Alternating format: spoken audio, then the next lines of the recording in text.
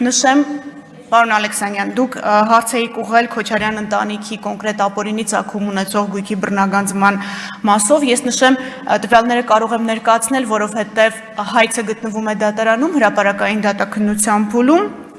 այսպես պատասխանողներ Ռոբերտ եւ Բելլա Քոչարյաններից, Սեթրակ Քոչարյանից եւ Զարուհի Բադալյանից, Լևոն եւ Սիրանուշ Քոչարյաններից, Գանե Քոչարյանից եւ Վիգեն Չատինյանից, Հօգուտ Հայաստանի Հանրապետության դատախազությունը ապօրինի ծագում ունեցող գույքի բռնագանձման հայցով պահանջում է բռնագանձել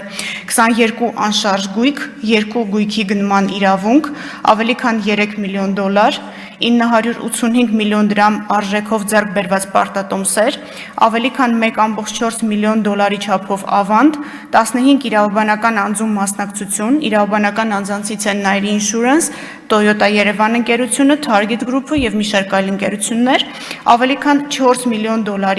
8.3 միլիարդ դրամի, 260 միլիոն ռուբլիի եւ շուրջ 590,000 եվրոյի չափով փոխառությունների պահանջի իրավունք, 2 տրանսպորտային միջոց, ավելի քան 3.8 միլիարդ դրամին համարժեք գումարով գույքերի ձեռքբերման արժեքներ եւ ավելի քան 20 միլիարդ դրամ։ Սա ընդհանուր այս պահին դատարանում գտնվող հայցագինն է Ռոբերտ Քոչարյանի եւ նրա հետ փոխկապակցված անձանց մասով։